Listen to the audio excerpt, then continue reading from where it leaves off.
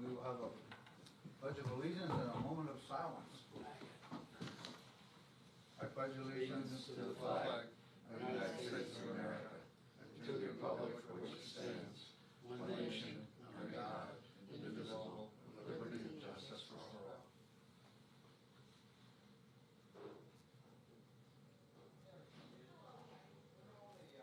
Thank you. Well, we missed April meeting, so need approval of the March 21st meeting. Is Harold on Zoom? Your motion for approval. Motion. Ivan. All right, first one we have is, You can put it on the camera too. I see you. Yeah. you see my back. I see It's you. Thomas and Rebecca Beretsky. You just hold up.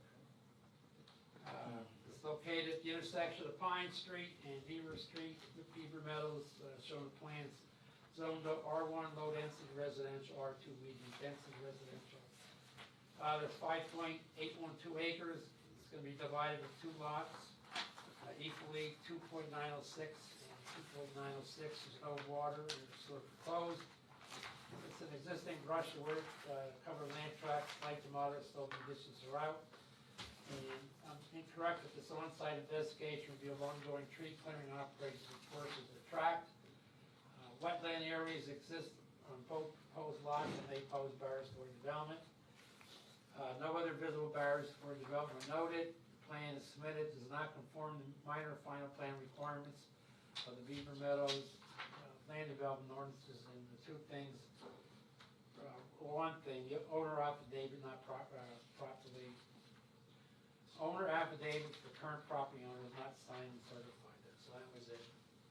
All you'd have to do is sign them, and then when you record, bring them back, we sign off. Okay, so they have to be notarized then?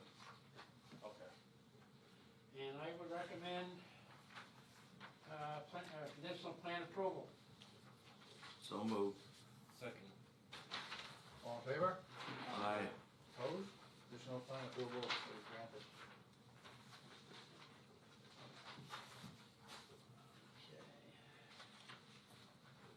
Next one is the Heighton Dollar General. If you would leave, you Oh, Ivan, he has a question. Sorry, I was gonna wait until the end. Okay. Should I get the originals back, get them notarized, or should I just make a new copy and get it notarized? You have to get copies taken to Beaver Meadows. I did that, but they have to be notarized as well too.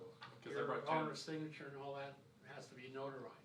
My signature and my wife's signature have to be notarized on those copies as well too. Correct. Okay, 'cause And I then don't you know. bring them down, if they signed them already. No, they have to do that at the. They have to do that at their meeting. Well, then I'd wait till they get all the signatures and then get them notarized. Because Okay. when you bring them back to us, they have to be signed by everybody already to record. Oh, so I bring the ones from the borough down here and then Correct. bring them back to you.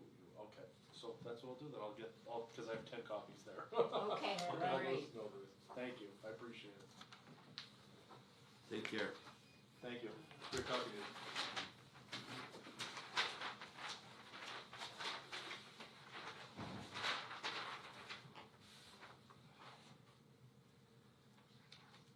This one is located at, I think, 1677 Blakesley Boulevard Drive West. It's at the site of the former Tri-State Landscaping Services. In Zone C2 neighborhood commercial, it's 1.84 acres gross and 1.73 acres net. They're going to construct a single 10,700 square foot commercial building with paid parking areas, which include 30 parking spaces and 2 handicap accessible parking spaces and stormwater management facilities. Access to the site will be provided from Blakesley Boulevard Drive West and Twin Hill Drive on the opposite end. On-lot water and sewer proposed. And former commercial land tract site slope additions, on-site investigation track and field existing structures on the land track, no visible barriers toward development noted. Plan is submitted does not conform to minor final plan requirements of Mahoning Township Land Development Ordinances. And number one, they've gotten 3 or 4 variances regarding parking spaces and the parking and loading setbacks. But the initial plan filed with the Mahoning Township Planning Commission for review shall be considered the preliminary plan. However, the initial plan may be treated as a final plan for a minor subdivision, not a land development. If the plan and supporting data comply with the requirements for final plans, the applicant is requesting a waiver from the Mahoning Township Board of Supervisors from SOLO Section 99-7 regarding submission of a preliminary plan. And I pointed out the Carbon County Planning Commission has reviewed the plan and submitted as a preliminary final plan. And number 1 is the complete stormwater and storm drainage calculations in accordance with design standards of the SOLO not submitted. Maintenance of stormwater management facilities, adequate assurances of maintenance, identification, liability insurance and security shall be provided to the township for review and approval at the preliminary plan stage. Erosion and sedimentation control plan will be needed. Easements with minimum 20 feet not provided for utilities. Clear site triangle and minimum site distances should be shown in the plan. They'll need a developer agreement and seal of the registered surveyor responsible for the boundary survey, the plan not provided. Call outs on profile sheet, PR 17 of 10.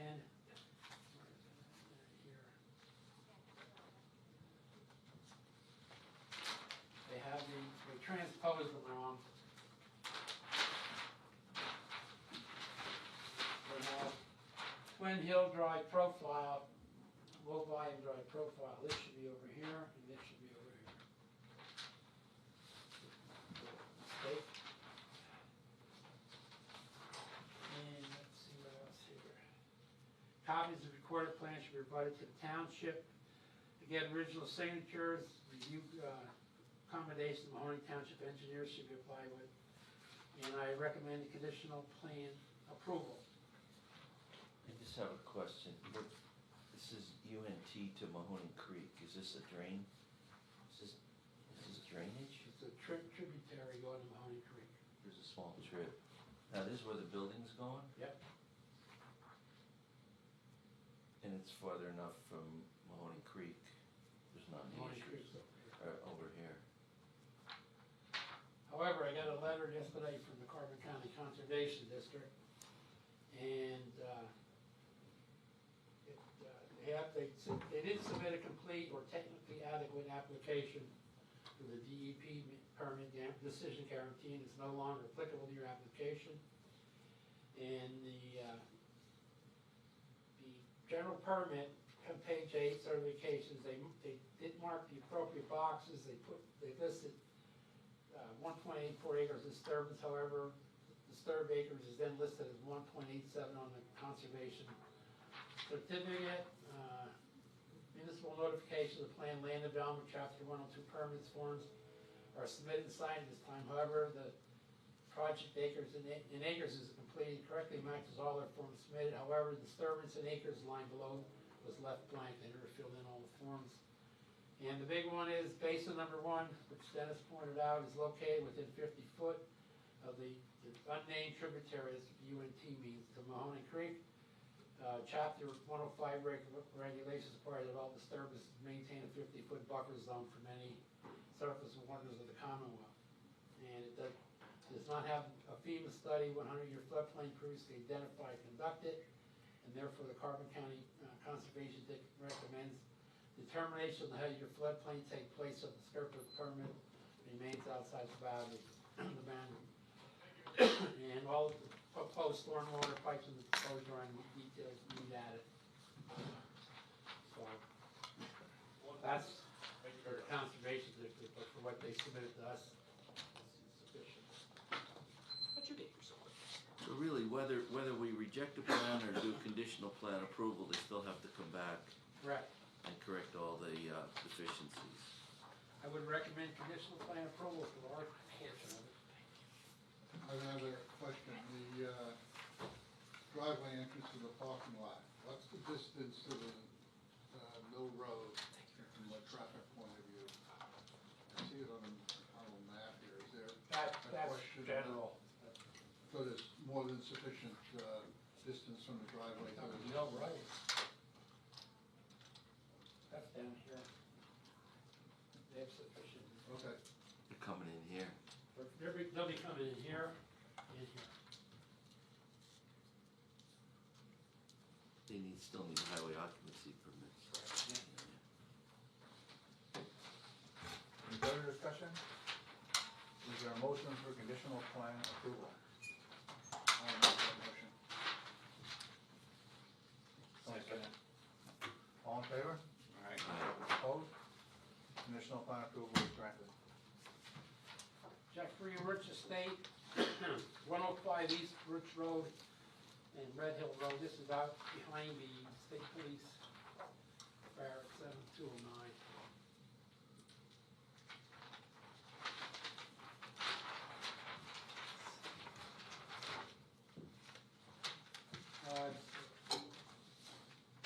It's located at 105 East Rich Road and 105 Red Hill Road. It's zoned residential, it's 2.873, there's 2 lots.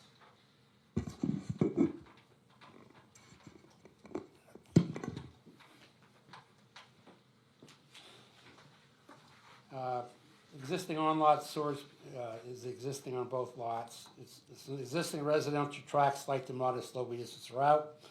On-site investigation revealed the existing structures in both proposed lots. No visible barriers toward plan approval were noted. Both proposed lots conform to the minimum lot size requirements in the zoning section. And however, there's lot 1 contains an existing mobile home located within the 40-foot yard setback requirement in the zoning section 508 standards, table of standards for an R residential district.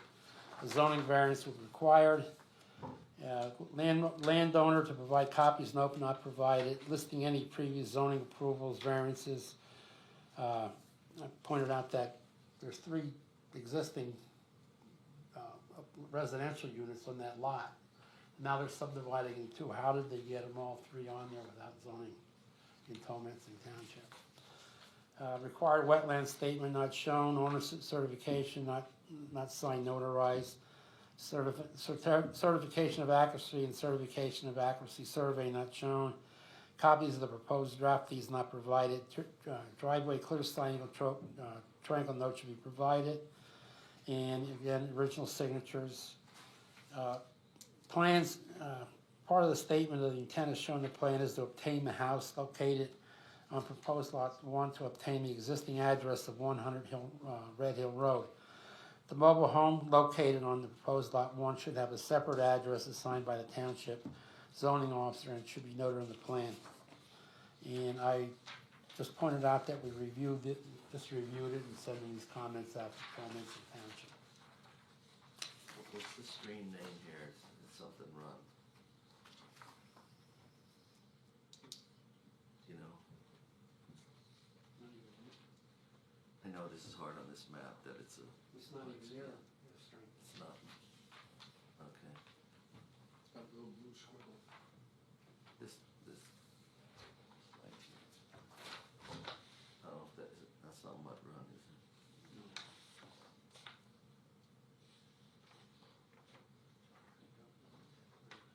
Okay. It's not even. It's not close. So we just need a recommendation to send this to Tolmancy Township for review. Is there a motion for that recommendation? So moved. Second. All in favor? Aye. Opposed? Next one is William Strubinger, the Heighton Borough.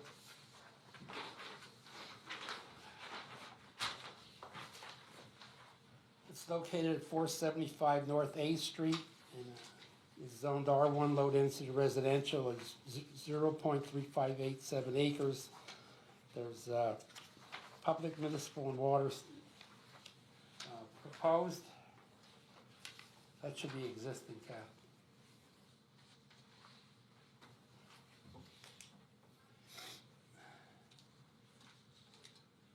It's an existing residential tract, slight to moderate sloping conditions throughout.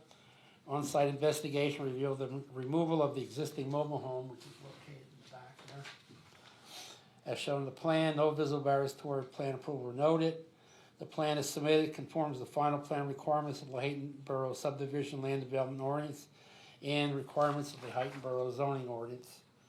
And I question why this was even submitted to us with the newly Hayden Borough Subdivision Ordinance. They're going through some growing pains down there. Plan note 1 states this plan proposes the combination of 2 existing lots owned by William Strubinger to create a new lot 67A, being lot 66 and 67 of recorded plan sheet 6 of the lands of the Hayden Land Company as recorded in the Carbon County Courthouse.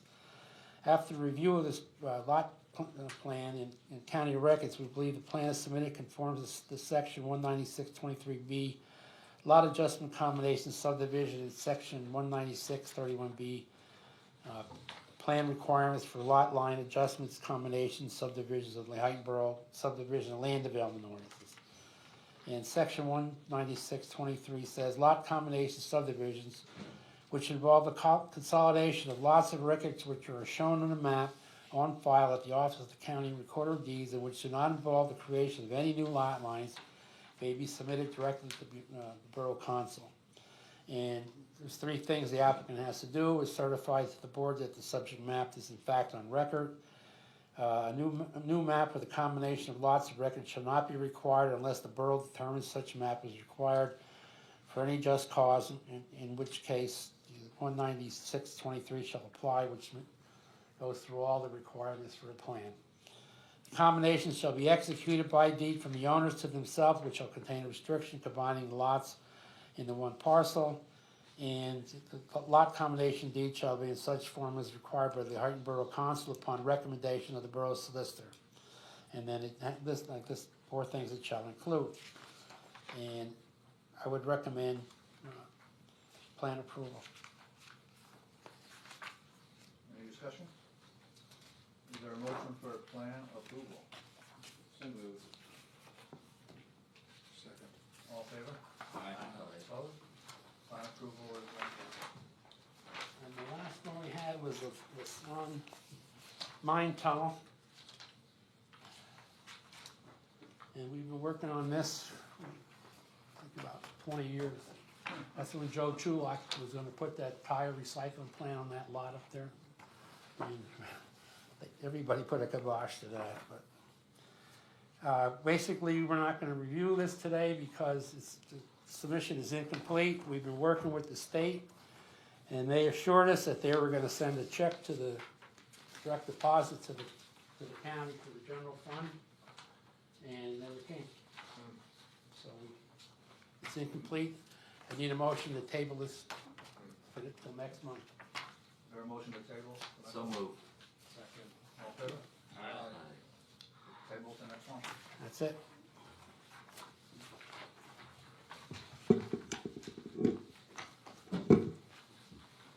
Okay, we got a joint permit application for the D&L trailer Whitesport overflow improvements. And basically, they need this application.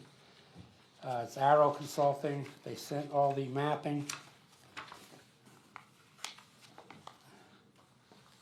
Let me get my stuff here. It's for a Chapter 102 water permit that they're doing.